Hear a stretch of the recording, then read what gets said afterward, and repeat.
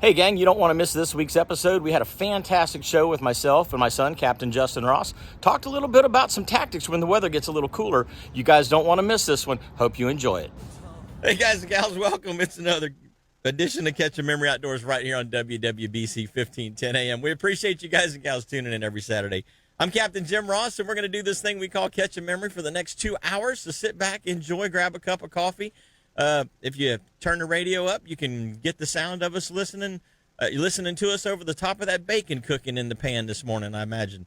I got Captain Justin's in the studio with me this morning. Good morning, buddy. How's it going? It's good. It's going good, man. It's been a while. Yeah, been busy.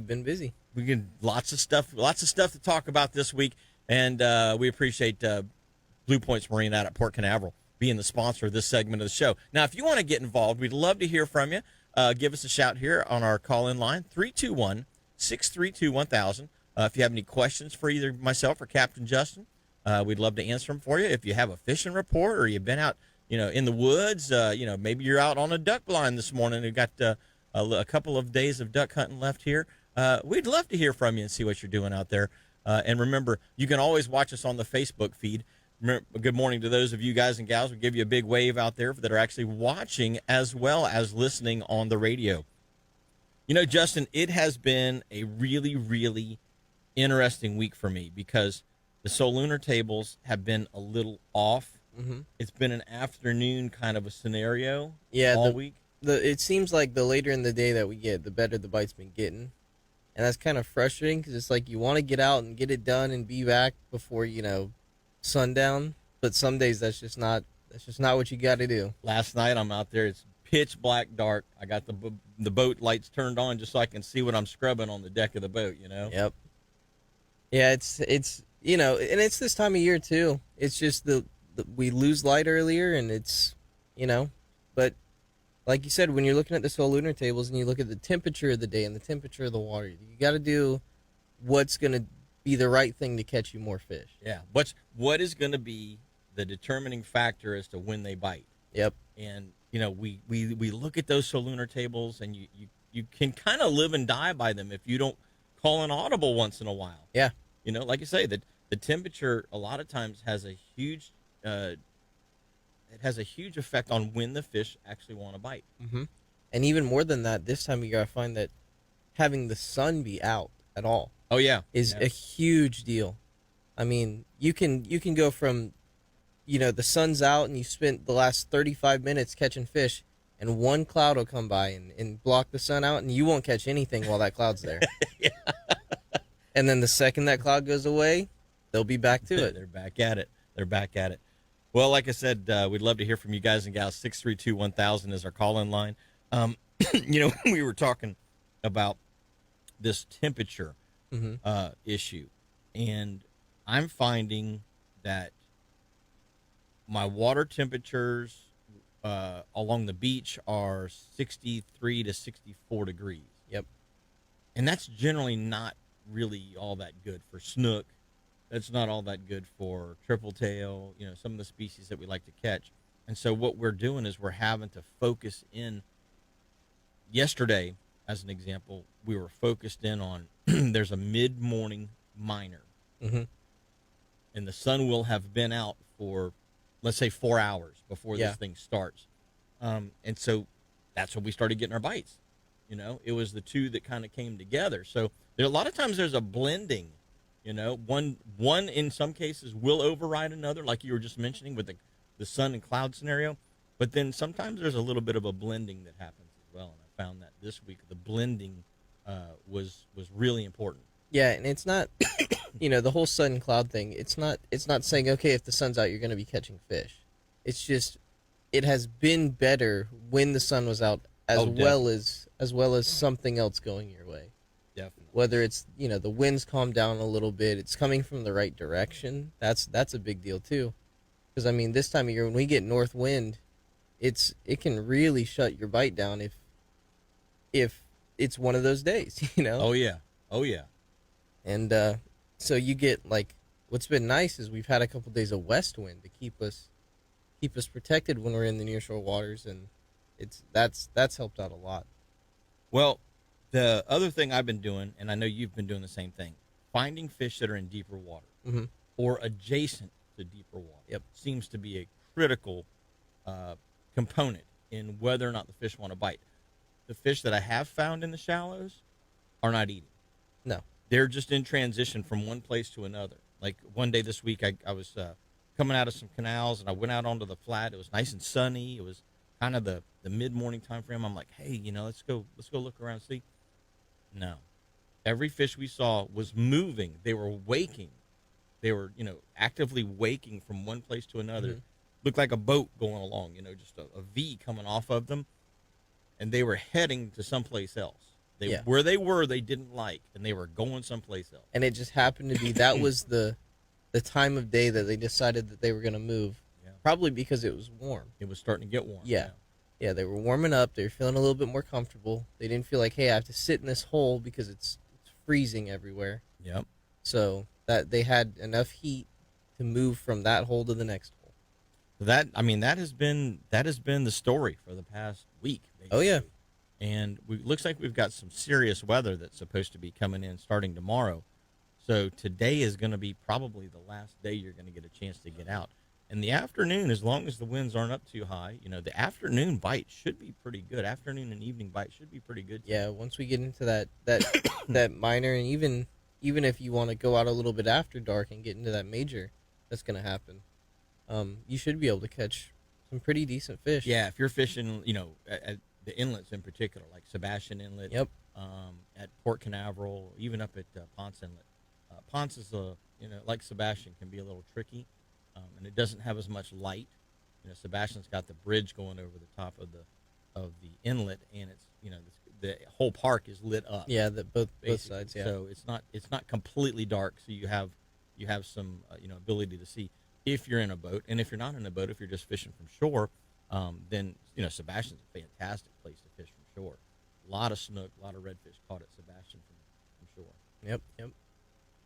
Yeah, I like when the water gets moving real good through there, and you start having either bait fish or crabs or shrimp or whatever flow through there. You can have a really good time even off of that jetty. You can catch some really nice fish out there. Yep. Well, guys and gals, we are going to jump to our first break real quick. When we come back, we got a whole lot more Catch a Memory, so don't go away. We're going to be right back after these messages. Hey, guys and gals, welcome back. We appreciate you tuning in every Saturday morning right here to Catch a Memory Outdoors on WWBC 1510 AM. Of course, you can get us on our low-power FM frequencies as well at 99.9, 94.7, and 100.7 FM throughout Brevard County. You can also get us on the WWBC app. You can get us on catchamemory.outdoors.com. You can get the streaming audio of our podcast there. And you can also watch us on Facebook. And now, after the fact, you can watch us starting like on Mondays. You can actually watch us on Captain Jim Ross on YouTube. Just the app, I think it's the @ Captain Jim Ross, and it comes up to our YouTube page. And then you can watch the show there on YouTube. So that's kind of cool. We've got a lot of things going on for you guys and gals, a lot of ways for you to get in touch with what it is that we're talking about here on the Space Coast. And that way you can get a bunch of good information for yourselves whenever you want to get out there and do some fishing. Yeah, and we've actually already got a couple of those posted. 2 or 3 of the shows are already posted. Yeah. To the YouTube channel, as well as some other things. A couple little tutorials and stuff like that for the business. So if you don't want to wait till Monday, you can go watch one from previous weeks. Yeah. Now. Yeah. You can watch last week's. You can watch the week before. You can watch, and then what we're doing is some of the ones that we've had that are a couple of years old. We're actually trimming them down and putting them on so that you can watch those from even past episodes when we have had different guys on, because obviously the fishing information that we give out is universal. It works all the time, especially with some of the special guests that we've had on here. So check it out if you get a chance. I want to say good morning to those of you guys and gals out there on the Facebook feed. We appreciate you tuning in. Doug McGuire, Liz Barker, Carl Harmoning is on there. Tim Lessing, good morning, sir. Brian Howe says that he is listening in from Petersburg, Pennsylvania right now. And he says, we'll be down there soon. Well, come on with it. Shelly Robinson, good morning. Shay Hobby's on this morning. Shay has headed to the Lake Monroe today to see if he can get some of those specs. Shay, you'll have to let us know. I heard that they had shut Monroe down because of a sewage spill. Oh, really? Yeah, last week it was on the news. I guess maybe they've opened it back up now if he's heading that way. But it's hard. It's hard to tell. I don't know. Orson Tarver, good morning. David Belays, good morning. Bo Bergeron is on with us this morning. Miss Teresa Shiver, our one and only mom at Bass Assassin. Yep. Teresa is awesome. Love their products. Oh, hopefully she got a chance to hear the new spot that we just made. I just made a note and went that right at the beginning of the first break there. And then John Cox, Butch McCoy, and quite a few others are listening in this morning. So we appreciate you guys and gals. You know, yesterday we were outside, and Butch McCoy actually kind of keyed us into this. There is a barge that rolled over on the top of or right outside, it's on its top. It's upside down, and it's straight off of the pier right now. Well, apparently, I'm not exactly sure what kind of barge it is. It doesn't look like a barge like they're using for the dredge material or anything like that. I don't know what kind of barge it is. But anyway, it's upside down. But it's becoming some pretty good triple tail habitat. Oh, I bet. Yeah, I bet. So for those of you guys and gals that are going to get a chance to get out, you'll go check it out because it's got fish on it. And here's the other thing, though.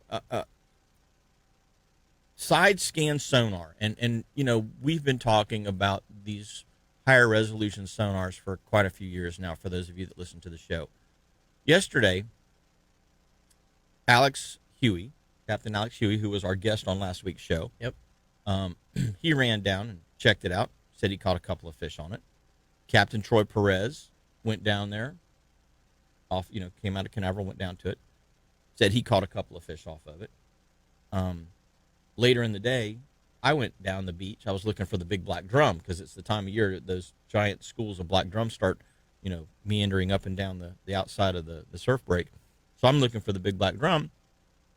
Never really found them, It's just a kind of a hunch. Hey, let's go look. Maybe we'll find them. Maybe we won't, kind of thing. Hadn't heard any reports or anything like that of them. Just went on a scouting mission. And so on my way back up the beach, I'm like, well, I'm going to swing offshore and check it out. So I pull up to it, and I talked to Troy just maybe 10 minutes prior to this. And he's like, yeah, he goes, I caught a couple off of it, and Alex caught a couple off of it, and then, they kind of shut down.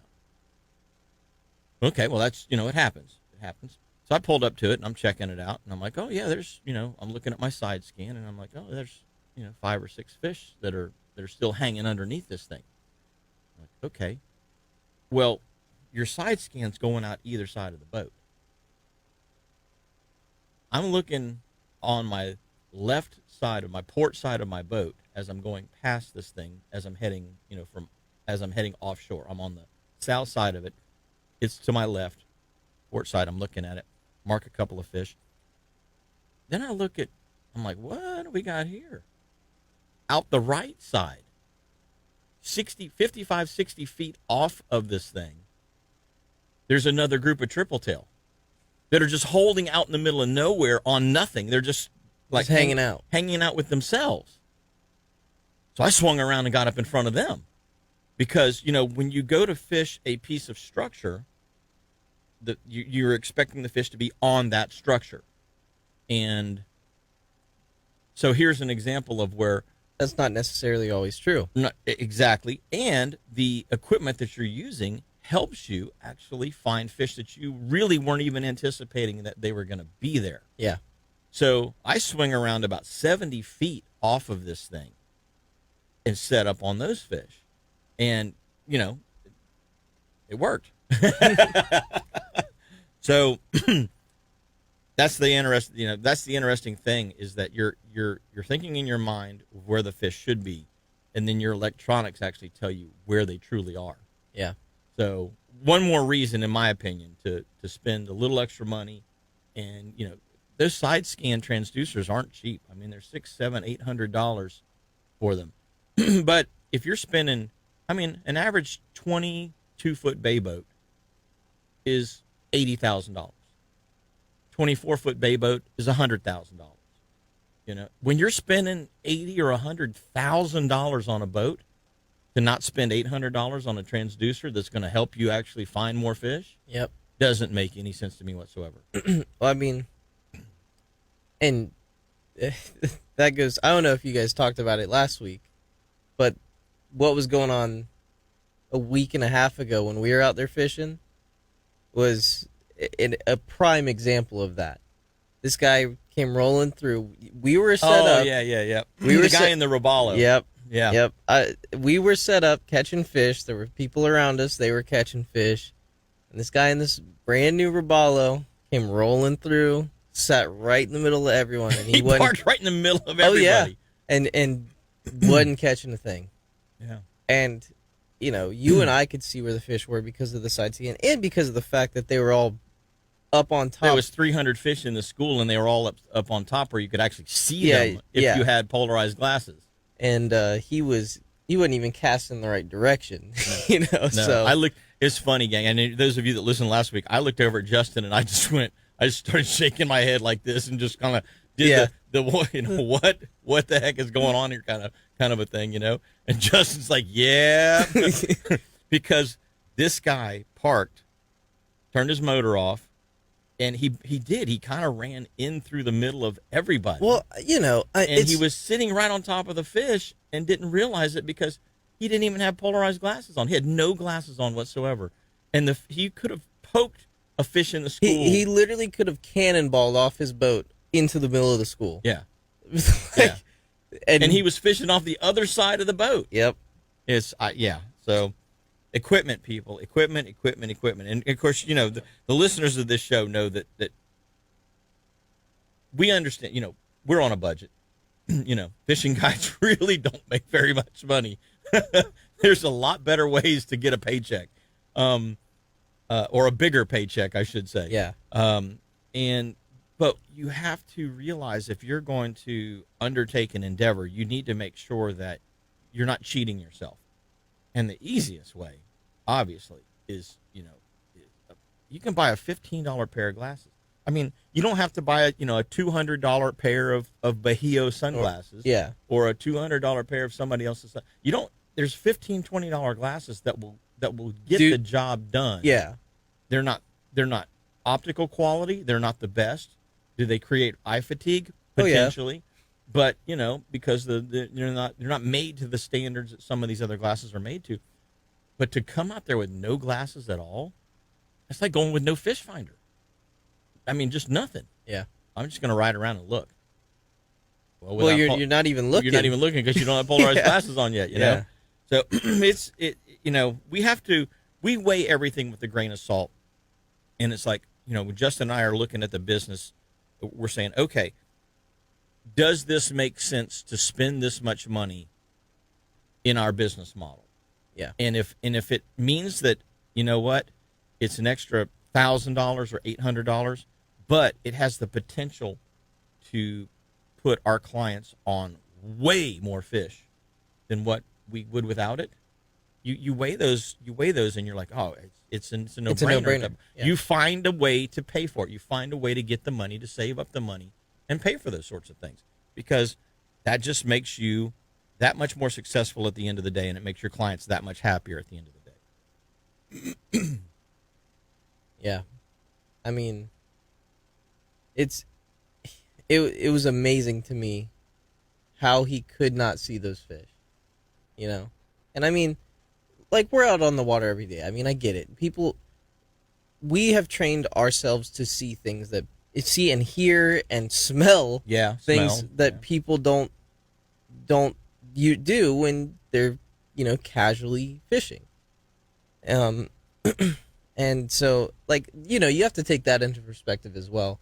But I mean, this guy, like you said, he literally could have poked the fish with his rod and he just couldn't see that they were there. So we'll and obviously didn't have his electronics on, or didn't have side scan, because, and I was amazed because, I mean, it was a beautiful boat. I mean, he had to have spent $80,000 on that boat, T-top, you know, the whole deal. Yeah, hard top. T-top. It was probably $85,000. Yeah, you know, iPilot. The whole deal, and didn't even have a pair of $15 glasses on. Just amazing to me. But equipment makes a huge deal. So going back to Butch McCoy, kind of giving us a heads up on this barge that sunk. Even though you think you know where the fish are, pay attention to your electronics because they're going to truly show where the fish are. Yesterday, once I got done with my morning charter, I called Robin up and said, "Hey, are you still on Cocoa Beach?" Because I knew she was going to be in Cocoa Beach yesterday, and she's like, "Yeah." And I was like, "Hey, meet me at the port. The triple tail are biting. Let's go out and catch some." Yeah. Well, you don't have to twist her arm. She's like, "Let's go." So she left what she was doing. Well, she got done with what she was doing, and she met me at the port about the time I got done cleaning fish for my charter yesterday morning. And then we ran back out, and I still had some shrimp left over, so ran back out. And one of the things that we did was I was fishing on buoy 9 actually, and I drove past it and I scanned it, and I was looking, and I was like, man, the fish aren't on the can like they normally are. They're scattered out all over the place. And so I pulled way, way off the buoy, way farther than what you normally would. And, hit the spot lock. And then I'm casting back. But what I was finding was our bites, we were probably 50 feet off of the can yesterday. Mm-hmm. Our bites were coming halfway between the can and the boat. Yeah. And what I was doing was, instead of vertically fishing, I was fishing horizontally. So I'm using a little jig head, pitching it to the can, letting it sink down. I was scanning everything between about 12 and 18 feet below the surface. I let it drop to that point, and then I was just slowly reeling, very, very slowly reeling my shrimp back to the boat, with just enough weight to keep it from spinning. You want it to ride. You want that jig head to make it act like a keel and to ride upright. Yeah. And just slowly, and every once in a while, just a little tiny twitch. Just, maybe every third handle turn, a little tiny twitch, and bang. That's what the fish were wanting. But we were hooking them 25 or 30 feet off of the can. And, a fella had just left that can who was fishing right on it. And yeah. I'm not saying he didn't catch anything, but the way he was fishing, I'm not necessarily convinced that he did. That he would have, based on where the fish were staging around that piece of structure. I find that if you have to give the can a little bit of space. You can't get right up on it a lot of the times, because then you're just putting too much pressure on the fish, and they know you're there. And that was probably, it's hard to say. Maybe the fish were just happy where they were, but I'd be willing to bet that him being all on the can like that was what pushed those fish off of it. It could have been, yeah. And so he was too close. Yeah. So I like to give. Actually, most of the time I'll stay further from the buoy than what we normally would, and kind of work my way to it, if I feel like the fish have kind of slowed down a little bit, and I'll alleviate some of that pressure from them. Yeah. Because they are getting smart. They're starting to know that, hey, people are pulling up here in boats and trying to catch us. Yeah. They're on to us. Oh yeah. Let's take our next break, and then we're going to come back. We got Captain Mike Mann on the line giving us a live report from Mosquito Lagoon, so don't go away. We're going to be right back after these messages. Hey, guys and gals, welcome back. We appreciate you tuning in every Saturday right here to Catch a Memory Outdoors. This segment of the show is brought to you by Sun State Pest Management, and we want to say thank you to those guys. Actually, Chad, my technician, stopped by yesterday, dropped out some ant bait because we had a little ant issue starting to creep up, and it's always one of those things where you got to get out ahead of it rather than wait until you're infested with it, kind of thing. So it's really nice that they're coming by monthly and taking care of what my needs are. They assess what your problems are. Like one of the things that we get at our house, and I don't know if everybody gets this, I'm sure you do, cobwebs. I don't know what's with the cobwebs. There's always cobwebs everywhere, like outside. And so he comes through, and he's got this brush that knocks the cobwebs down, keep the spiders down. So anyway, just little things like that. That's what makes Sun State Pest Management such a great company. You guys and gals need to give them a shout. 800-781-7378. Get rid of your pest problems today with Sun State Pest Management. They're right there in Rockledge. I was just reminded me that we just had the Ferguson's Trailer Supply advertisement that went on in this last break, and Mr. Ferguson, Darren and Derek's dad, Mr. Ferguson, actually passed away here recently, and they are going to have a little memorial, I guess a celebration of life for him today out at Camp Holly, and I think it starts right around 1 o'clock or so. So if you guys, if you've been to Ferguson's, you appreciate the work that they've done for you. Or if you knew, if you know the Fergusons, just wanted to throw that out there to let you know that was kind of going on today down at Camp Holly. We are going to go to the phone lines because Captain Mike Mann is on the line with us this morning. Good morning, Mike. Good morning, Jimmy. How are you today, my friend? Doing good, buddy. Doing good. How about you? Hey, doing great. Try to stay warm. Hey, do you know what happens after Sun State Pest Control's been to your house? What's that? Dead ant. Dead ant. Dead ant. Dead ant. Dead ant. Dead ant. Dead ant. That is the Super truth. jokes that come to my mind when I'm sitting here on hold. That is the truth, brother. That is the truth. Well, how are you doing? It's a little chillier this morning than it was yesterday morning. How's the bite so far? It is.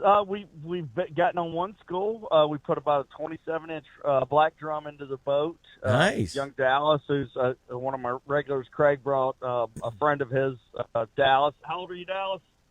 He's 17. Never saltwater fished in his life, but he did a Roland Martin, Orlando Wilson type hook set on the black drum. About yanked it out of the water. I've never seen a black drum tail walk like that. But once we got him calmed down, we were able to land the fish. And nice guy, really, really nice big black drum.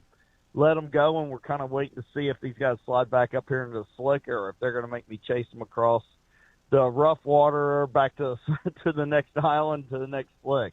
Yeah. Well, hopefully they'll settle back down for you. Yeah, I'm sure they will. I mean, these guys have been pretty cooperative for me. For the most part, most days. But I'll tell you what, when I left my house this morning, it was 42, 43 degrees. The water temperature's not too bad, 62.8 where I'm sitting. So Yeah, that's not too bad. I was surprised this morning when I stepped outside because, yesterday morning was, I don't know, 55, 57, somewhere in that range. And I stepped out this morning and I was like, ooh, that's a different cold there. Went back in and grabbed a You must jacket. have slept in yesterday. I actually, no, I was out there early. Well, I'll tell you what, that 45-mile difference at my house yesterday morning, it was 47. No, So, Man. yeah. no. I was like, man, it was cold yesterday. It's cold. But it's a little damper this morning, much damper cold. That's this probably morning. what it is. That's probably part of the difference as well. Because yesterday, I stepped out of the house and loaded the boat. I never even put a jacket on, and by the time I got to the port and got my ice and everything at Sunrise Marina, got my bait, stopped in there, and they had some beautiful shrimp at Sunrise yesterday, and got to the boat ramp about 8:00, 8:15, and I didn't even put my jacket on to leave the dock, Oh, nice. So I brought it with me, but I was like, I never even put it on. So Yeah, no, I'm rocking long johns this morning. We got the 17-year-old Dallas in shorts and a light hoodie with Crocs with no socks. I was going to say the flip-flops or the Crocs, right? Yep, Crocs with no socks. And, man, I got long johns on. I got a vest. I got 2 shirts. I got a jacket, my Columbia jacket all zipped up. Where's he down from? Minnesota? He lives here. No, he lives here. Oh, okay. Well, Come on now. You remember JJ when he was 17. no, I hate the cold. He's got a hoodie on and in thermal underwear, and we're in the studio this morning. Yep. Yeah, but when he was 17, if you told him to dress warm, how did he dress? Well, he hates wearing shoes, so you're right. There was some times when shoes weren't always thought about. Because that's one thing that he does. He's like me when I was young. I didn't ever hardly wear shoes at all. Yeah. Barefoot. As you should in Florida. No, exactly. Well, But, Mike, go ahead. I was going to say, I heard from Captain Troy Perez that the redfish have started to school up pretty good here this past couple of days. Is that something that you've been doing, or are you just staying on this drum mainly? No, actually, I got on the redfish better than anything on Wednesday, and it was hard to really work the shallow water schools. They were jumpy. Uh-huh. I mean, they were incredibly jumpy. But once you found some of the areas that I like to fish this time of year, we got into some really nice redfish that were, a couple in the 26, 27-inch range. There was a lot of those 18 to 22 inchers. And one of those places I've told you about in the past, I kept saying, man, they're just not happening there. It's just not happening there. What started happening this week? So, Well, it's interesting that those 18 to 22-inch fish, those are 2-year-old fish. Yeah. So, CCA now has been putting redfish in our waters for 2 years. yep. So there's a prime example of why everybody who enjoys fishing in Volusia, Brevard, Indian River, St. Lucie counties, every single angler out there should become a member of CCA, because your part of your $40 goes to restocking and habitat restoration. And Yep. those two things are creating habitat for those younger fish to live in, the oyster reefs, the mangrove replantings, the things like that. But the restocking part of it, to have 10 or 8 or 10,000 redfish at a time be dropped back into our local waters, $40 is a bargain. So I encourage everybody out there who enjoys fishing and gets out on the water to become a CCA member, because that's what's helping to rebuild our stocks. Between CCA's restoration of shorelines and mangroves, their restocking program, and then the IRL clam restoration initiative that they help with, that Blair Wiggins was a big part of starting. And those are three things that you don't, I look at it like, you don't have to be legislated by some local politician or state politician. You're not mandated into doing it. It's not a tax that you are totally against. This is something that you can voluntarily donate money to and create a better opportunity for yourself immediately. Here we are. We're 2 years after the first restocking program went into place here on the East Coast. And look what we've got. We've got schools of 2-year-old class fish. Yep. What other explanation could there be for the number of fish that we're seeing in the Banana, Indian, and Mosquito lagoons all at the same time? To me, there isn't one. No, it's nice seeing the amounts of redfish after, a redfish became a novelty to catch for a while. Yeah. It was like, where are they? They're tough. I used to kind of giggle at the sign "Redfish Capital of the World" at JB's. I kind of giggle at them, like maybe at one time, but so but yeah, it's nice seeing the numbers. And I told you earlier, back in like end of October, I saw more redfish in October than I did in the last 3 years combined. Yeah. And it's nice seeing this increase and starting to get them up in here. And maybe one day we'll be able to keep some. I don't care if we can or not, though. To be honest with you, I'm enjoying just catching them. Well, that's the thing. At least they're there.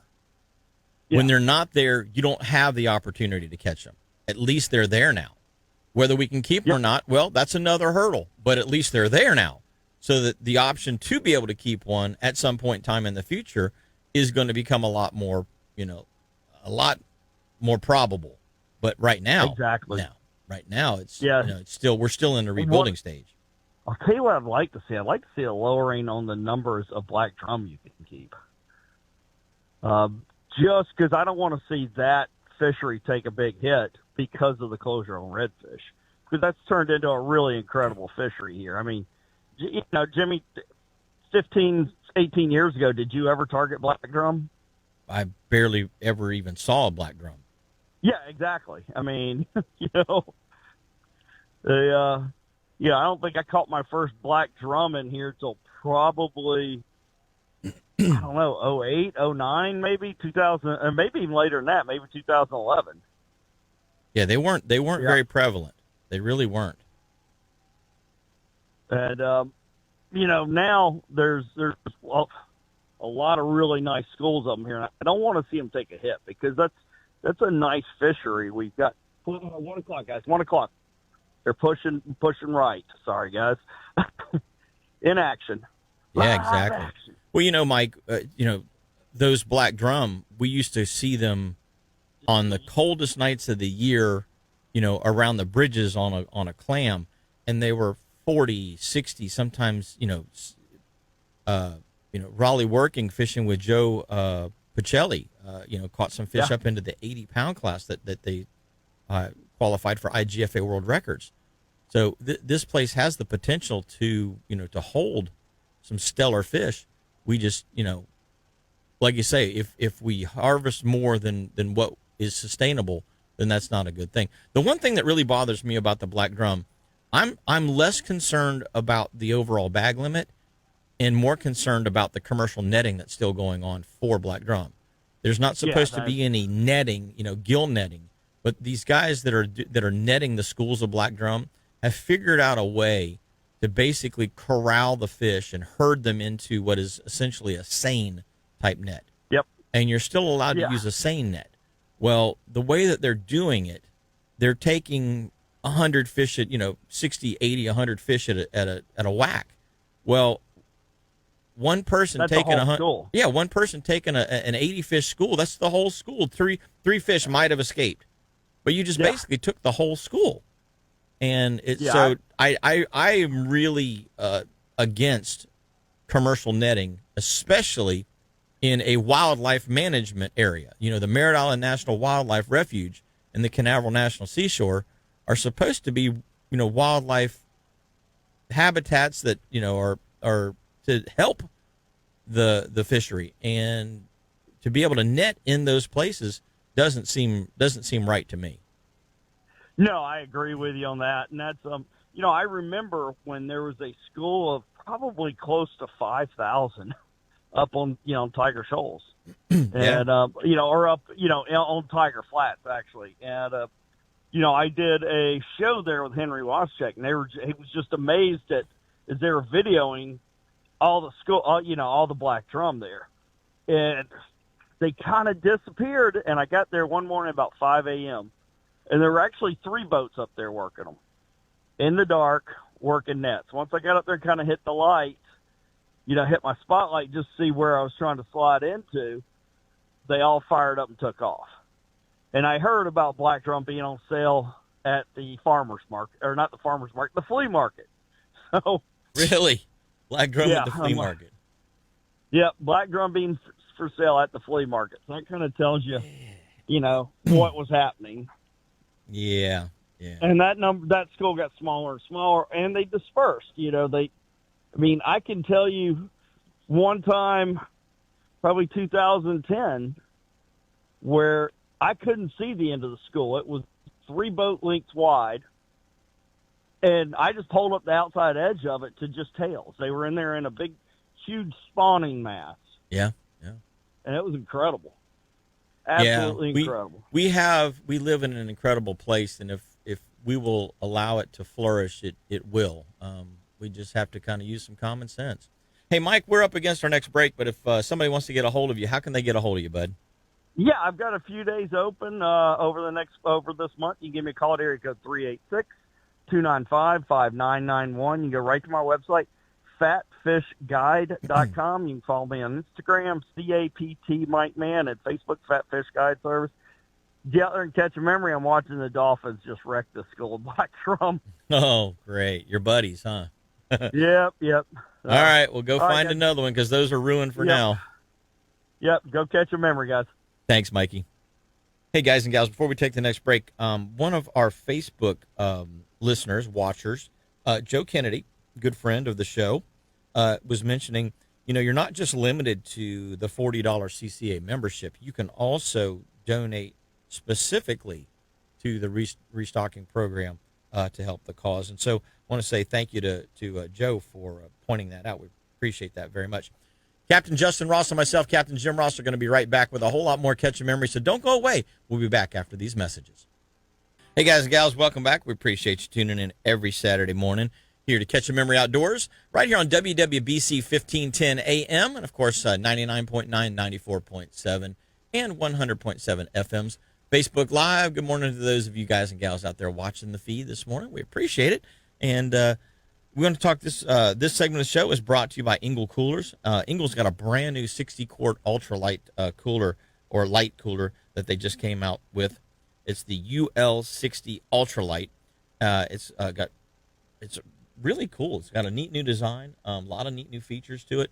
Hopefully, Mike Dixon will be calling in a little while, and we'll talk a little bit more about that particular cooler.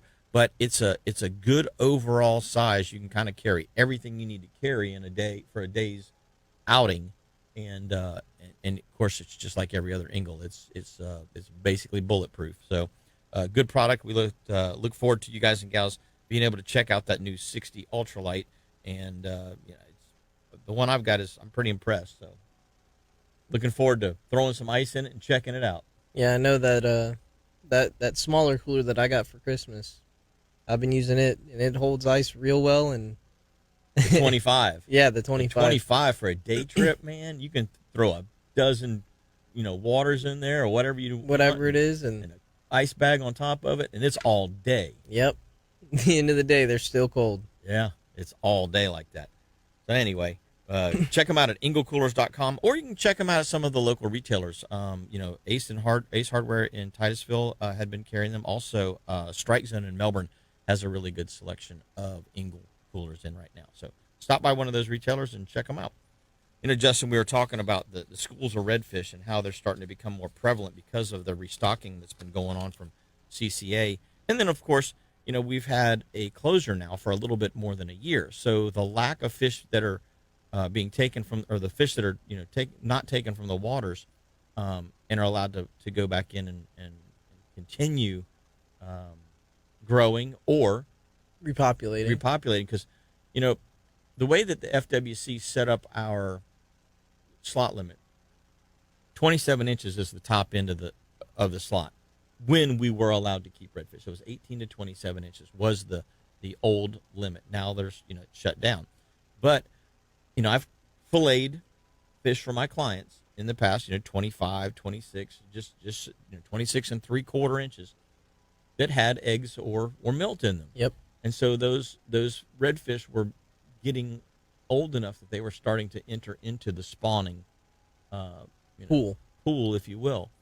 So it's kind of a good thing that we're not taking those fish out, because a lot of our big fish, a lot of our 40 plus inch fish, 35, 40, 45 inch fish, a lot of those schools of fish have disappeared over the years. Yeah. Through poor water quality, oxygen deprivation has killed them. People mishandling them, unfortunately, keeping them out of the water too long. If you're keeping a fish and he's going on ice and he's coming home with you, whatever kind of fish it is, as long as it's legal to keep, you can take pictures of that thing for an hour if you want to, because it's going home. You're going to put a fillet knife against it. Yeah. But a fish that's going back in the water, as an example, an undersized or oversized snook, a redfish, maybe a big black drum that you're not going to take home and try and eat that thing because it's a big worm farm. You have to remember, from the time you take them out of the water to the time you put them back in the water, they're basically not able to breathe. Yeah. So I always tell people, when you pick them up, start holding your breath. When you can't hold your breath anymore, he can't hold his breath. He can't hold his either. So get him back in the water, kind of thing. And I see a lot of people they'll sit there for 2-3 minutes at a time taking various pictures of it because they want to make sure they capture the moment. Well, in the process, you basically either kill that fish or you create him. He's in such a weakened state that a dolphin gets him, a shark gets him, or whatever gets him. Especially, nowadays the sharks are, heck, half of the triple tail that I'm catching anymore got shark bites in them. Yeah. We caught a big redfish the other day, had a big chunk cut out of his tail, still bleeding. He wasn't just bit, but he wasn't just bit too long ago, if you know what I mean. Well, so when we pull fish in, right? It's, let's say you have to net the fish. So you net the fish, you get the hook out of him. Depending on how you're going to handle the fish, you get the boga in his mouth. Yeah. You get the hook out of him. You get your pictures. You release him, or you put him in the ice. Whatever you're gonna do. You know. I can't tell you how many times that I have netted a fish, got the boga on him, and then it took me a while to get the hook out of his mouth because it's in a really good spot. It's lodged in there. If it's in his jaw latch in particular, Yeah. it's a tough place to get a hook out of. So takes you 45 seconds, 50 him. seconds, to get that hook out. I can't tell you how many fish I've put back over before we've even taken our Yeah. pictures and swirled him with the boga and got him good and to where he's kicking again and he wants to go. Yeah. And then I'll pull him back in, get the pictures, and then That's- put him back out. That's a great tip. And the nice thing about a boga grip is that it has a swiveling head on it. Yeah. So you can make an oval Yeah. with your arm, and you just make an oval in the water, and the head of the boga will swivel to help keep that fish going forward. You don't have to pull him backwards. Gills only work in one direction, Yeah. basically. Water goes in the mouth and out the backside. Pulling them backwards, they don't really work as efficiently. So by making an oval with your arm over the side of the boat, or just if you're on the bank, just swishing him around in that forward motion and letting the head on the boga grip swivel, that's all that fish needs. Yeah. He just needs water across his gills so that he can breathe again. And I mean, But you're right though. Sometimes in the process of removing the hook, that fish is already out of the water for a minute. yeah. And I find, I've never had my boga let go of a fish. Yeah. I've had people accidentally let go of one by pulling up on it. Yeah. But a lot of people are worried about, well, if I put the fish back, I can't get the picture. Well, if you have the correct equipment, that shouldn't happen. Yeah. And another thing you can do is even if you don't have a boga, just leave him in the net and dip the net back over. So he's in the water. You can't swish him as good like that. Right. But he's in the water. He can catch his breath again, and then you can pull him out again to get your picture. Yeah. Yeah. Taking care of the fish is a really, really important thing, because we have been in a situation here in the last couple of years where we just don't have the number of fish we used to, and so every fish that you can conserve is one more fish that can either reproduce or be caught again or both. Yeah. By somebody else, or even yourself. As an example, here back in October, okay, there was one school of oversized redfish in the south end of the Mosquito Lagoon. And Captain Troy Perez, Captain John Lulay, Captain Alex Huey, and Captain Travis Tanner were all basically fishing the same school at various times. Well, you'd see Troy's client holding up a picture of the fish. It's a 43-inch redfish, let's say, okay. It had a specific shaped spot on its tail. Yeah.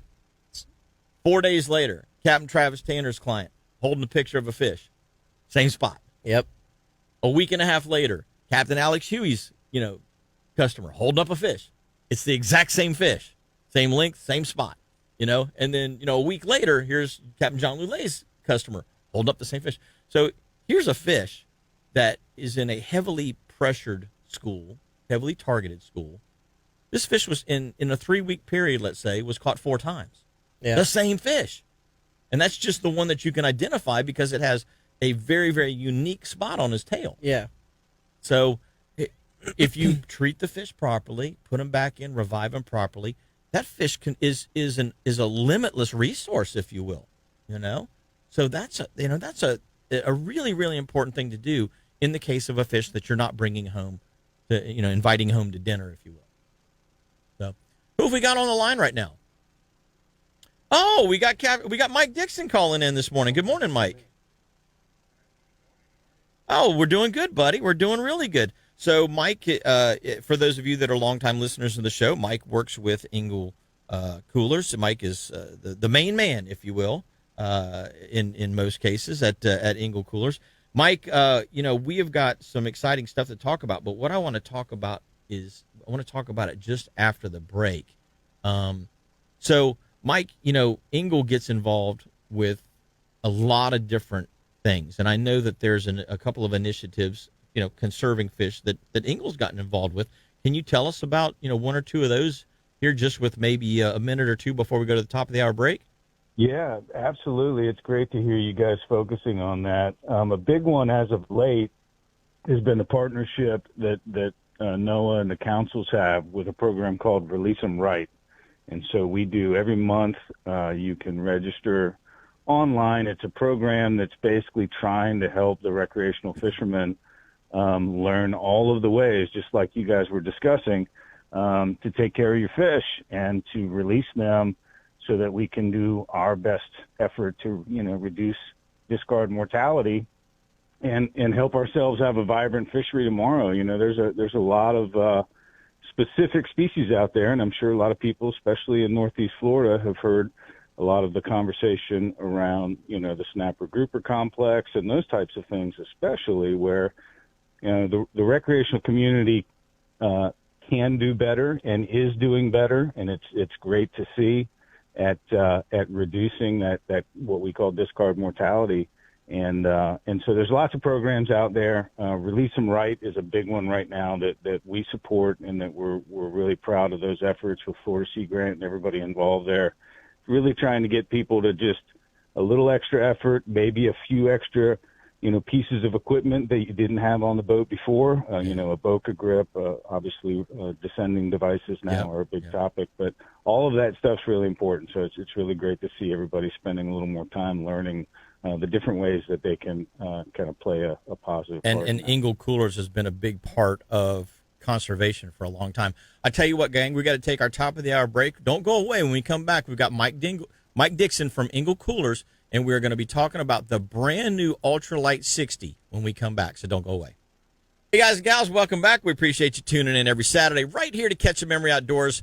This is the second hour of the show, and if you missed the first hour, we had a lot of good information, so you can always go back and listen to it on our streaming audio at Catch a Memory Outdoors. You can watch it on our Facebook feed, or you can go back after Monday, and you can watch it on our YouTube feed as well. So hopefully you guys and gals will get a chance to do that if you missed it. For those of you that are returning, welcome back. We got a whole nother hour of good stuff for you. And we're going to kick it off right now, letting you know that this segment of the show is brought to you by Blue Points Marina out at Port Canaveral. And we really appreciate Blue Points Marina doing their part to get you guys and gals in and out of the water in an efficient manner. Morning like this morning, Justin, we've got a bunch of people that are probably jumping on their boats and heading offshore because it's really, really pretty out there today. I bet there's a absolute parking lot at the boat ramp today. And so a place like Blue Points, they're getting you in and out, and you don't have to wait very long. Don't even have to worry about all that. Nope, no worrying about somebody backing down in the middle of the ramp, taking up both parking spots instead of staying to one side or the other.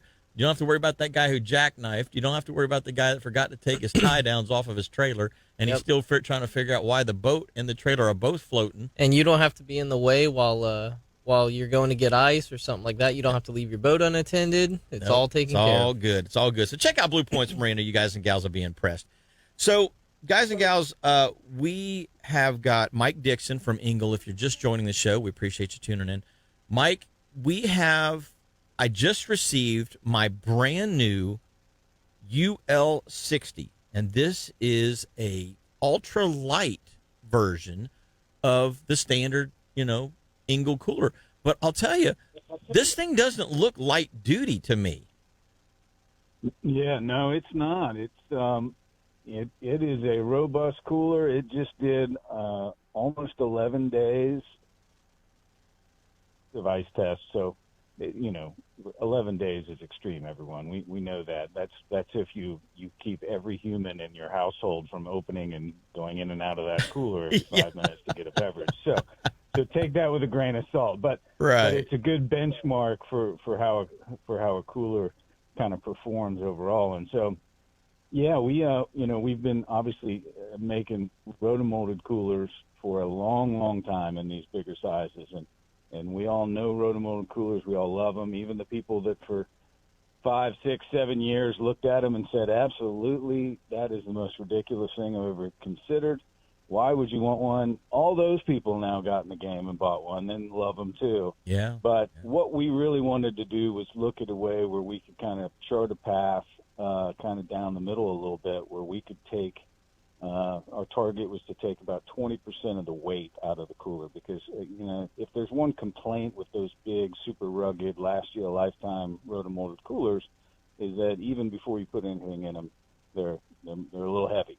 Yeah. Yeah. So, insulation and durability comes with a price, and that's a little bit of heft. So this is the first of what will be a new line of coolers that will seek to give you really good performance, obviously, but take about a good 20+% of that weight out of the cooler on a size per size basis. And then one other great result of the path we've traveled here is ultimately we're now doing a different manufacturing process here. These are injection molded, kind of like our cooler dry boxes are. And what that allows to do is kind of change the game on the supply side a little bit and ultimately give us a cooler that not only takes about 20% of the weight out, but takes, almost 30% of the price out. So that's kind of a win-win, we feel like, for a whole lot of people out there that may just find that the rotomolded cooler choice is just not ideal for them, either on the weight or on the price point. Yeah, I was going to say, so this is a 60-quart cooler. The exterior dimensions look more like a 45 than a 60. Yeah, it's a little skinnier and a little deeper, kind of on the front to back dimension. So Yep. So again, it kind of an interesting size for us. Most of the world of coolers really begins around those historic kind of footprints that Igloo established way back when we were all little kids. That historic Igloo 48 quart and that Igloo 72 quart, and those footprints exist today. This one's kind of an interesting size, but we wanted it to be the cooler that you could lean into for just about anything you needed to do. We didn't want to go too small, but then we're going to now build around that.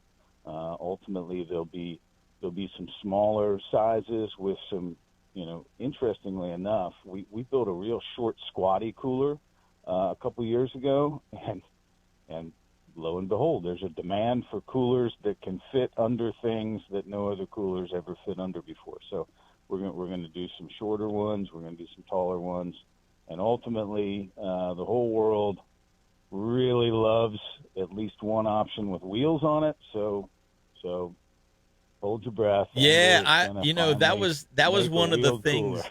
That was one of the things that I think that we talked about at iCast was, I love all my Ingles, but I really could use just one that had some nice, big, heavy-duty wheels on it that you could actually roll through the grass to take to the soccer game or to take to the beach, that kind of thing. And so that'll be. You guys are probably excited about another one of these versions coming out. The devil's in the details, because obviously you bring a wheel into the game. The wheel, I think a lot of people have learned hard lessons on what's going to break first. Anything else on the cooler, or bet the field on the wheel. Yeah.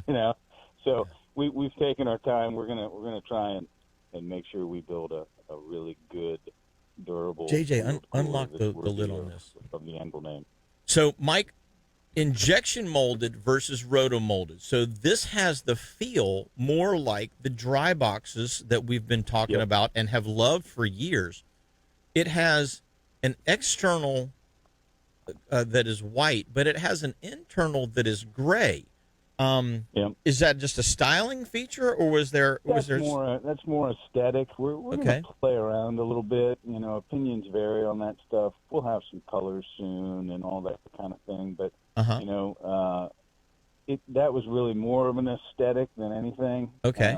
No real reason to it. We thought the charcoal looked nice, and we don't necessarily want to do it as an exterior color just yet, because the darker you go on, obviously on the exterior, the more the sun tends to like it and wrap its loving arms around it and right up that exterior a little more than you want.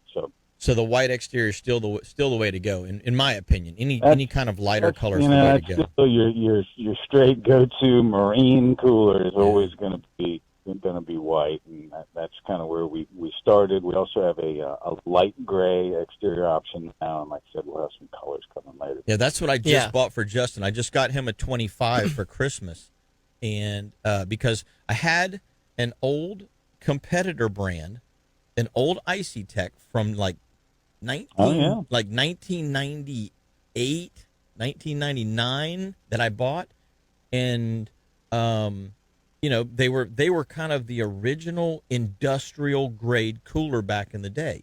Yep. And yep, not real pretty, but man, like I said, there's plenty of them still around. And heavy, holy cow, is that thing heavy? Yep. Right. So Justin had I have had a 45 quart. No, I've got a 60 in my a regular 60 in my back of my truck that I've had now. It's been in there 14 or 15 years. It's been a while, yeah. It's been chained in the back of the truck, cabled in the back of the truck. I take it everywhere with me, and it's still just kicking. It has one little teeny tiny crack that's maybe a half inch long on the hinge. Other than that, it's sitting in the sun, 365, 15 straight years. I am not easy on this thing. If bear proof wasn't the measure that you needed to stand up to, it would be gym proof, because it has not been treated kindly, if you will, and yet it's so durable. It just keeps lasting. And so Justin had this older cooler, and he says, Dad, he goes, the liner's separated from the outside, and he goes, it's not holding ice hardly anymore. There's an air pocket between the outside and the inside. Yeah. So the seal's not working anymore. So he's like, I really need a new cooler. So I was thinking about what he does. Now, he goes to the beach and plays volleyball a lot. So he doesn't really need a 45 or a 60 or whatever. So I thought to myself, well, I'll get him a 25. And if it doesn't work, no big deal. I'll just throw that one on the back of my four-wheeler or the front of my four-wheeler, ratchet strap it down, and I'll get him a little bit bigger one. But he throws all his waters in there. He throws a sack of ice in there, and he's like, dude, I'm good for days. Yep. So. Yeah. But this one, being this new 60, it comes with a divider, which doubles as a cutting board. It comes with the hang basket, with the wire basket. Pick those things up, Jason, so that the viewers, the listeners can't really see them, but the viewers are able to see them. So it comes with a divider that doubles as a cutting board, gang. So if you're making sandwiches, or you need to cut up some, you want an improv charcuterie board. Is that how you say it? Charcuterie board. There's your improv charcuterie board from when you're out on a picnic site. You've got the hanging basket, which is keeping your dry goods up out of the ice and that sort of thing. But here's the other thing that I noticed immediately when I opened the cooler on this one, Mike. This one has channeling in the bottom of the cooler, and it also looks to me like it's almost, is it angled? Is it angled towards the drain? So that came straight out of my dreams, and or shall we say my nightmares. So everybody who owns one of these coolers in the last decade has probably lived what I've lived, which is they all have, including all of our other angle coolers, have this wonderful, what we call self-draining floor. So it's this lovely sloping floor down to the drain, and it's all there for all the right reasons. We want to make sure you get home, you pull stuff out, you rinse it out, you leave the lid open, you let it dry. Instead of having, most people still tip their cooler up, but instead of having to, there's a little bit of assistance there. So if you just leave it sitting on the ground, ultimately there's a little bit of push towards the drain, right? Yeah. Well, trying to stack bottles and things in the bottom of that cooler, you're never going to win. So no, they're always you get falling halfway over. done. Half of them start playing dominoes. Yeah. It's the whole, Dad, what are you doing? I'm trying to load the cooler, and I'm chewing my knuckles off. But so what you see in that cooler is ultimately what I came up with to kind of solve that issue, which is the floor of that cooler is still sloped and quote unquote self-draining, but then we basically raised these slats that ultimately represent a level floor that you can now load. Oh, okay. So so the little channels are sloped, but the flat portions, the channels slats, are sloped, if you will, but the flat parts so you can stack. are level. Yep. So the theory is you can now put your bottles and cans and all things in there, and ultimately have them not doing the hard lean domino effect on each other halfway through. There's always a better mousetrap, isn't there? You keep thinking, you keep, you know what? That's what I really like about the guys, you and Paul and the rest of the gang at Ingle. You're constantly trying to, even though you've got the best cooler on the market, you're constantly trying to improve things for the customers out there. This one finally is double lockable, so you can put double padlocks on it if you want, in case you're carrying your pirate treasure or whatever you're going to put in there. And it's got a dedicated bottle opener, not just the latch tie down. So very, very interesting. This is a well thought out, well engineered piece of equipment. And I tell you what, I'm really looking forward to. Actually, I'm going to use it today because I'm going to a little gathering this afternoon. So I'm going to throw some drinks in it, some ice in it. We'll check it out and see how it works. Awesome. All right, buddy. Well, hey, we appreciate you. I appreciate you taking time out of your day to give us a call this morning. Have fun with the family today out on the boat. Be safe. And as always, get out there and catch yourselves a memory, right? Absolutely. Thank you, Michael. Thanks, Jim. Take care, buddy. Hey, gang, we're going to take our next break. When we come back, we got a whole lot more, so don't go away. We're going to be right back after these messages. Hey, guys and gals, welcome back. This segment of the show is brought to you by Petrucci Insurance. You know what? Absolutely nobody out there likes paying for insurance. You hate to send that check off or make that payment on your credit card to cover whatever it is that you're trying to cover, whether it's your boat, your house, your car. It's just every time you send that check off, you're like, really? Why do I got to spend this much money? But you got to have it. That's the problem. You got to have insurance. So call Petrucci Insurance. Let them do a rate quote for you and make sure that you're getting the proper coverage at the proper price, because your insurance company does not care about you. They will take every penny that you're willing to send them. So make sure that you're sending them the minimum amount to get the proper coverage. And that's how you beat them, because Petrucci Insurance is an independent agent that pits one group against another group and finds you the best deal. They're not out for the insurance company. They're out for you. So give Petrucci a call, 321-632-1200. That's 632-1200. Start saving some money today. We're going to go to the phone lines. We got Captain Jeff Kranick, Captain Blair Wiggins, and I think Captain Kyle Weaver all on the duck boat this morning. The three guys that the marsh should be afraid of. Well, I'll tell you what, it's another epic shoot this morning. You're whacking them, huh?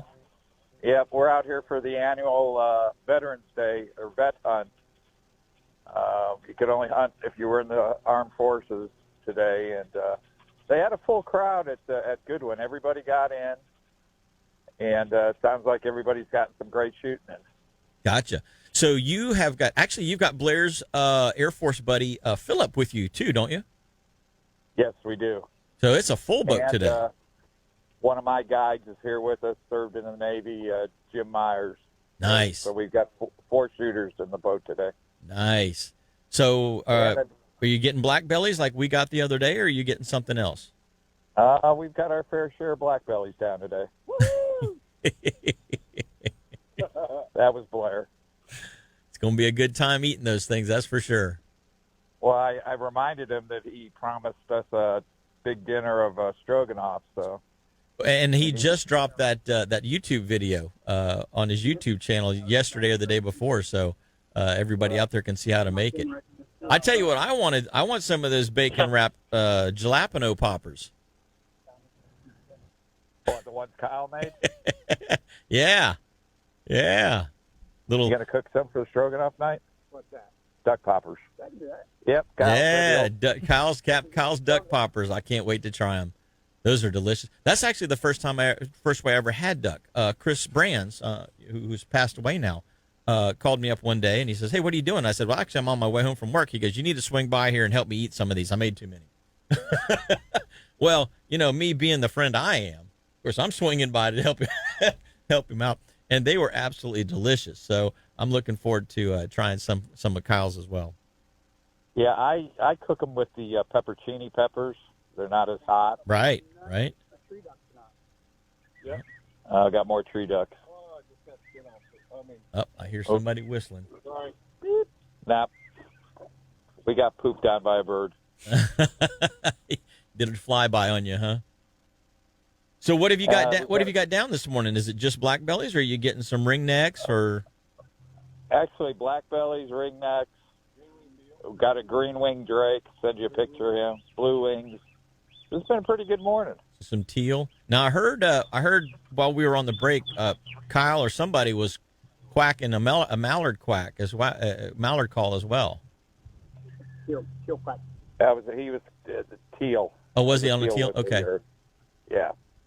So So there it is. But, Right there, Black. he's high. That's all I got for you today, Jim. Well, it sounds like a good day in the duck blind, and a great way to celebrate those guys and gals out there that have served in the forces. And I need to tell you about the donuts that Kyle brought me. So now we need to talk him into letting the vet shoot a sandhill crane. yeah, Sandhill crane season. Yeah, that sounds good. Ribeye of the sky. Yep. Yeah, he made me donut decoys. Oh, Little Kyle strings did? with weights on. Yeah, what a friend. Buddies are like that. So Captain Jeff normally shows up with an eclair or a chocolate glaze covered donut to have as his mid morning little snack, and every trip he's basically got it. Well, Kyle came up with these fake donuts, decoys, if you will, and he must have brought them out there this morning. He did. We're going to set him in the water and get a picture. He told me he was going to set them out there while you were putting the duck decoys out before light, so when the light came up, you could see him floating in the decoys. Hold on. What are friends for, right? Yeah. That's right. Hey, we're all looking forward to the 24th, Jim. We're going to have a good time in the studio that day. I'm looking forward to it. Season will be completely over, and we'll have a lot of good stories to talk about. Yep. Just a reminder to the listeners out there, there is one more state youth hunt day next Saturday. And Goodwin staff and the local chapter UWF will be holding a Camp Black Belly again. There at the observation tower at TM Goodwin. Most of the kids and their parents camp out for the night. We have a huge bonfire. We feed them that night. We feed them breakfast in the next morning before they get out to the blind. It is a good time if you. And that's next Friday night going into next Saturday morning. Yes. How does somebody get their kid involved in that? Best thing is to call the TM Goodwin office. I believe the number is 321-726-2862. Okay, but to the TM Goodwin office, and they can get more information on that youth hunt. Yes. Awesome. But we've been doing it now for almost 20 years. And, we normally get 40, 50 kids out for the weekend. So it's a really nice time. That's a great way to get kids introduced to the outdoors that haven't had an opportunity to do that, especially with professionals like yourself helping them. That's a fantastic thing, Jeff. Well, buddy, we are up against our next break. Oh, I hear some shooting going on. Yeah, well. Did we drop anything? Watching them fly away. One time I missed all morning. Thank God it's not live TV. It happens. Well, buddy, appreciate you calling in this morning, giving us some live action from the duck blind, and thanks for letting us know about that veteran hunt today and then the youth hunt next week. We really appreciate that.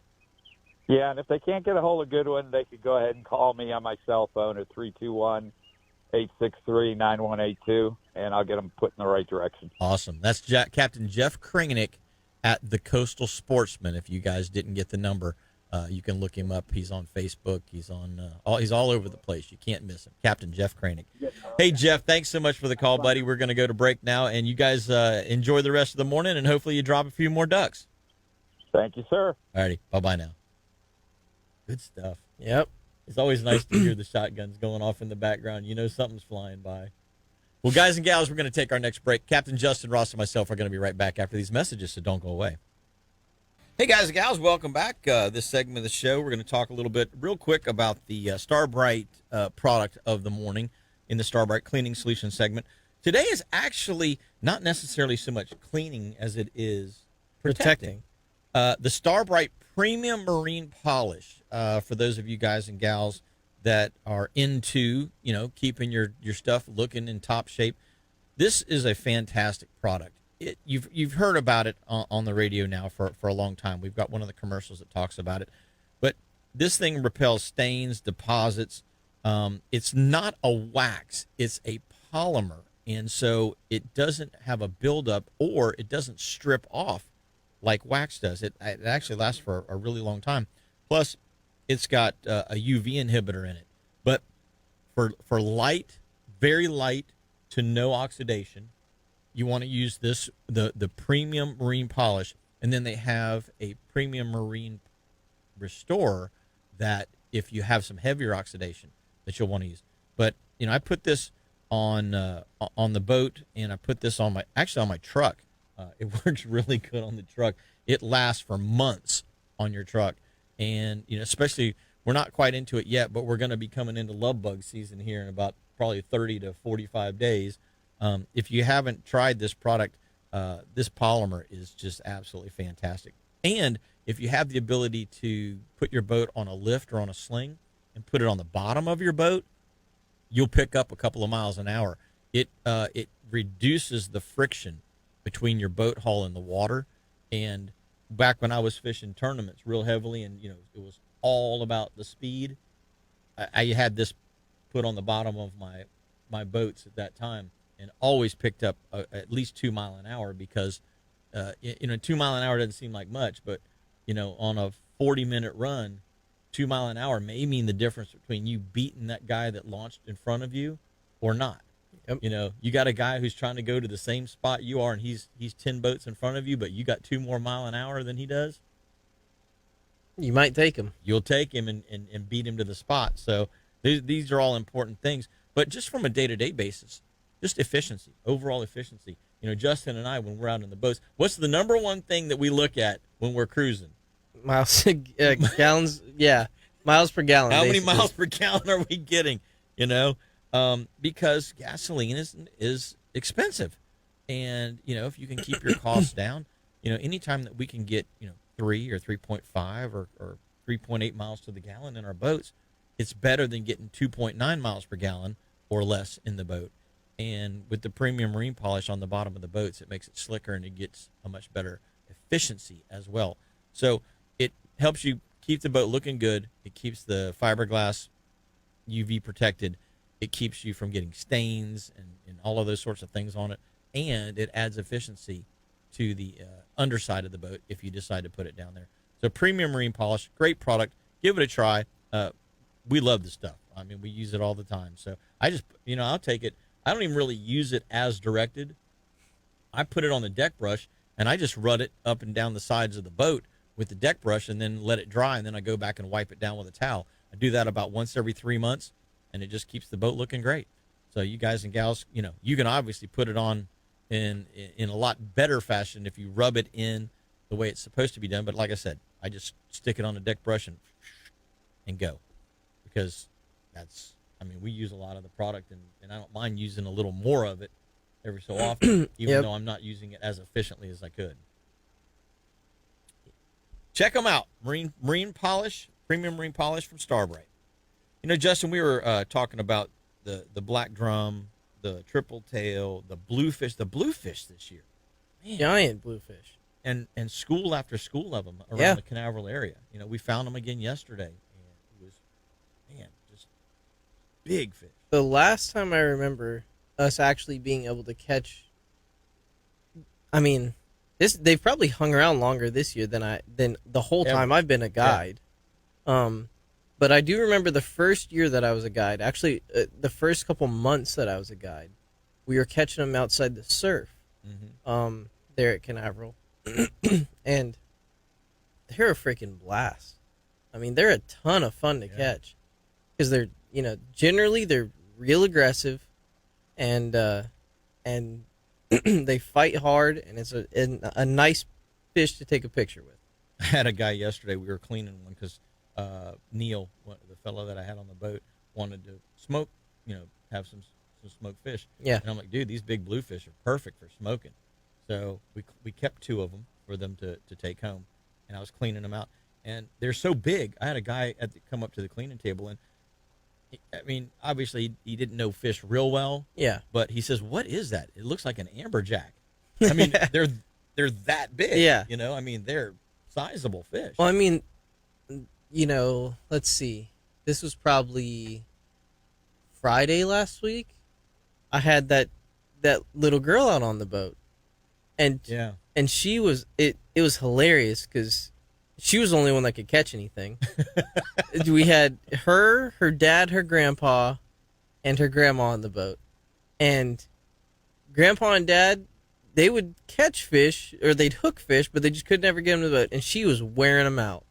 She had we caught one legal triple tail and two bluefish that they wanted to keep, and she caught all three of them. Yeah. And then we got a couple short triple tail. She caught two of the three of those, and then of course all the little jacks and things that Little are hanging, yep. the little Yep. buoy fish, you know. and then between her dad and her grandpa, they must have hooked 13, 14 big bluefish, and none of them got to the boat. And so, the end of the day, we have a picture of her holding. Well, she didn't want to touch them, Right. but her dad and her grandpa are holding the two bluefish and the triple tail that she caught. And the bluefish are nearly as big as she is. Yeah, they were. And so it was a ton of fun to have her out on the boat, and it was pretty funny that she was the only one that really caught anything that day. Yeah. It happens that way. It's uncanny. And I had a fella earlier in the week that brought his wife out, and he was telling me, he's like, look, I'm just going to go ahead and put this out there right now before we ever even. I'm just pulling up to the first spot to fish, right? He says, I'm just going to go ahead and put this out there. He goes, she will outfish me today. And it's interesting because, us as guys, we love to go fish and hunt and do those sorts of things, but it's amazing and it's just sort of uncanny at how many times the female on the boat or the child on the boat is the one that actually Wears them out. catches the most fish. Yeah, it's a lot of fun though, because there's something to be, there's a game to be played with that, if you will. The other thing that's really cool, so I had Tom and Tommy on the boat one day this week. First time customers, never had them out before. They were down just trying to get away from the cold up north, and once again Tom said, now his son Tommy's in his 30s, early 30s. Tom's in his 60s, late 50s, early 60s, and he says, look, I'm just if I catch something, I'm gonna be ecstatic, but I'm just happy to be out here. It's a beautiful day. I'm just happy to be out here, not shoveling snow. Yeah. And I said, no, I get that, and then there's always that little competition. Oh, of course. So Tommy is catching a fish, then Tom catches a fish, then Tommy catches a fish, then Tom catches a fish, then Tom catches another fish, then Tom catches another fish, and it's a pretty good one, and he's like, Tommy's like, you can't catch one bigger than me, and so there's this whole thing, and I'm like, and I'm going, this might be the one, Tommy, and he's like, no, cut the line. So there's that whole thing going on in the boat, just kind of kidding around, joking around, and we pull this one up, and it's about an 11-pound drum. It's a pretty nice little drum for a flats drum. Yep. River drum. And Tommy's like, no, this can't happen. So, I mean, there you could see there was a change in because he no longer had the big fish. Yeah. And Tom was like, he goes, if this fish holds, this will be the first time ever that I will have caught a bigger fish than my son on a fishing trip. And I was thinking to myself, I mean, you got to think, that's 30 years. Yeah. He's probably, it's 20 years anyway. He's been taking this kid fishing. And that's a long time to not have a win, Yeah. Well, he got his win, and I got it on video. I'm videoing it, and you can hear Tommy in the background, no, don't let him land it, fall off the hook, cut the line, all that kind of stuff, And it's really cool how parents and children, even no matter what age they are, the love is still there, but there's still that little bit of competition going on. And when we landed that fish, Tommy was like, you could. It was so cool to see him just beaming Yeah. because he had actually caught a bigger fish than his son for the first time ever. Yep. You know, and I mean it was right up to the very last cast, and I'm like, okay, guys, it's time to head on back in, and Tommy is he's still casting, yeah. and he hooked one. We had a bunch of drum that were floating. When they're floating, they don't eat real well. Yeah. But he hooked one, and so and he's like, oh, here it is, Dad. Here's the one. Here's the one. So that whole role play started going back and forth once again between is it going to be big enough? Is it not going to be big enough? And right as he's getting it to the boat, I mean, the fish is taking drag, pulling hard. Right as he's getting to the boat, the hook pulls on it. Oh, man. So Tom won. Tom finally got a win. He was 0 and whatever. He finally got one in the win. He got he put it up there. So I sent him the video, and he says, "Thank you so much for this." He goes, "I'm going to cherish this forever." So it's neat that we get to, and I know that the listeners out there get to do the same thing. It's neat that we get to take people out and share those bonding experiences. Share those memories. Share those memories with them. It's so much fun. I just, those are the days that you get off the water and it just doesn't even feel like you were working. No. It's just like, this was just a really cool, day to be on the boat kind of thing. So, well, guys and gals, we're going to take our last break of the day. When we come back, don't go away. Captain Justin and myself have a whole lot more right after these messages.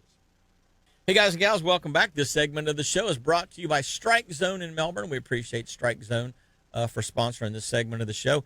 Now, if you're wondering about where to go to get your gear, obviously Strike Zone is the place to go if you're in the South Brevard area, because they have everything that you need to get out on the water. One of the things that they've got a gigantic stack of Engel coolers in there, so you can go choose from their dry boxes or their coolers. But any kind of tackle, bait, all that stuff, that apparel, everything you need, they've got. So stop in at Strike Zone, check them out. The other thing, let's do the catch conditions real quick and let everybody know what's going on out there on the water today. It looks like a gorgeous day. Yeah, today we have north winds from 5 to 10 knots, becoming northeast at 10 by tonight. Season side at 20 miles are supposed to be 3 to 4 feet with a dominant period of 11 seconds, so not too bad. Our current conditions at the 4-mile weather buoy off Port Canaveral, we have a water temp of 64 degrees. Seas are 2 foot with a period of 11 seconds.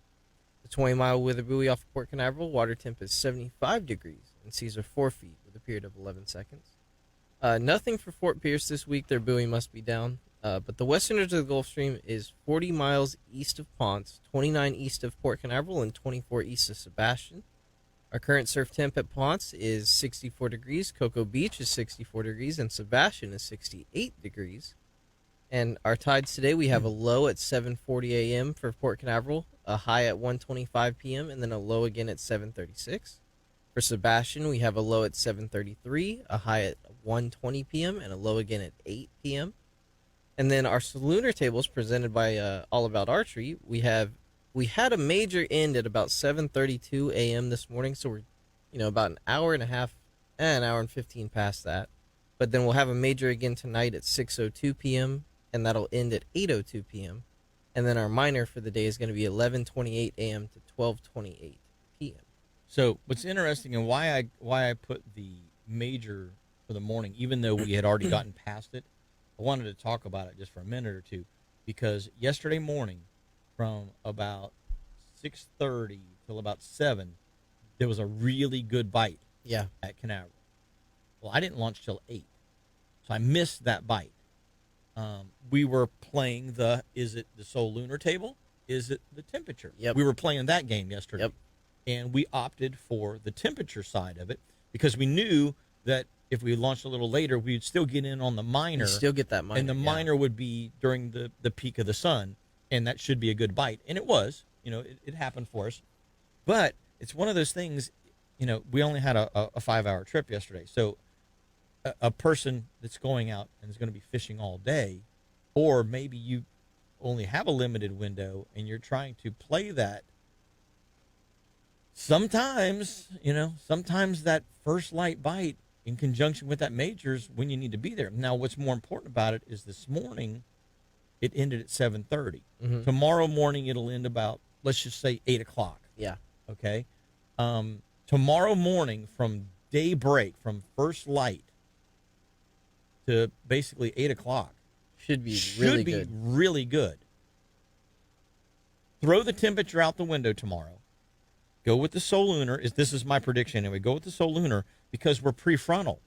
Yeah. Okay, we've got a Yep. front that's going to be coming through tomorrow afternoon as well. So the fish are going to feel that as well. So I honestly feel like the Solunar table, in conjunction with the prefrontal condition, is out going to weigh tomorrow morning's cooler temperatures, and the fish are going to go ahead and fire off. Yeah, and it's interesting because you made that decision to launch a little later yesterday. Yeah. Because, you did miss the major, but you knew if we hit that window of the minor with the heat, you'd have a little bit. We'd still have something. Yeah. Yep. And it did. It came together. I mean, that minor with the midday sun, it was good. The fish bit really well for us during that time period. Yeah, it's really important to pick when you're fishing, not just where you're fishing. Yeah. Because a lot of people who maybe don't look at this kind of stuff, don't look at the temperature, don't look at the Solunar tables. They'll just do their typical, we're launching at 7:30, be there then. And then, that first 2 hours, like yesterday where the bite shut off at 7, the first 2 or 3 hours of you fishing, it may just be It was slow. nothing. Yeah. Yeah. Yeah, it was slow. And, so it wasn't until we got towards the minor that we actually started to get fish. But we didn't have enough time. It's a 6-hour change. Yep. It's a 6-hour delay. Well, on a 5-hour trip, you're missing. You're missing one side of it. Yeah, you got to pick one or the other, kind of thing. So rather than gamble on the morning bite being the bite, but then potentially getting it wrong because of the temperature being cool, and then missing the whole rest of the window for the mid-morning time frame and going home potentially with nothing. Yeah. You have to, I rolled it back a little bit to try to include that minor. And it worked. But it's interesting, the guys that fished full day trips yesterday, that fished 8-hour trips, both of the guys that I talked to that were out there at daybreak, both of them said, they were glad they were there, and they were glad that their customer had booked a full day trip as opposed to a half day trip. Yeah. Well, I mean, we've talked about it before, especially, us two, but you have to check as many boxes as you can check. Yeah. Now, some days it may just need to be one box that the fish, that's what they're feeling for the day. But if you can check, temperature, wind, sea conditions, barometric pressure, Solunar tables, if the more of those things that you can check off as good, the better position you're going to be putting yourself into to catch fish. Exactly. That is exactly right. That and there's, man, that is profound. Yeah. That is a profound statement because that is so true. The more boxes you can check, the better you're going to be. And sometimes you only get one or two. Yeah. And you hope you got the right ones. Sometimes only one of them is the one that the fish actually pay attention to. Yeah, maybe, you could have a high fluctuation in temperature, but maybe the fish don't even care about that day. Maybe they care more about, the Solunar tables or, whether the sun is out or a cloud is out or whatever. And it's so funny, even day to day, how that changes. And it's always a guessing game. Yep. It's an educated guess, but it's a guess. It's a guess. Well, guys and gals, let me tell you, one of our local clubs here, the Cocoa Bassmasters, is having their first annual charity bass tournament. This is coming up on March the 2nd at Lake Point Set. Small group of guys that normally get together for this thing. Good group, fantastic group of guys that get together for this. Launching is going to be at Safe Light. They're going to be back to the dock at about 3 p.m., and then the weigh-in is going to start at about 3:30. It will be held at F. Burton Smith Park at that main pavilion. So if you guys and gals got a chance to go to the IRL Clam Restoration Banquet, that's where this is at. It's about, a mile and a half to the east of Point Set, of the St. Johns River on 520 Causeway. But the tournament's going to be held out of those ramps there, right by Lone Cabbage Fish Camp. Entry fee is $100 per boat. Payout for first place is going to be $1,080. Second place is going to be $810, and third place is going to be $540, and they've got a big bass bonus of $270 for the big bass. Prizes for fourth and fifth as well. They're going to have door prizes there. They're going to have some raffles. They're going to have some 50-50. They're going to have a 50-50 drawing at the weigh-in. So you don't even really have to be involved in the tournament, so you can get in on the raffle and door prizes. Yeah, you can stuff, just show up for the weigh-in and get a couple prizes. Maybe even win the 50-50. Heck you never know. Payouts are going to be based on 30 boats in the tournament. Obviously, if there's more, they probably go up on the prize structure, I would imagine. Invite your friends and family to the weigh-in. There's going to be food, fun, and fish. Now, if you want to register for this tournament, it's super easy. Just email Coco Bass Masters of CENFL for Central Florida. Central Florida. Coco Bass Masters of CENFL at gmail.com. That's on March the 2nd. Sounds like a fun time and a great way to get out, especially early March. It's a fantastic time to be fishing for bass. They're normally firing up pretty good. Well, Justin, what do you think? We have got a couple of minutes left in the show.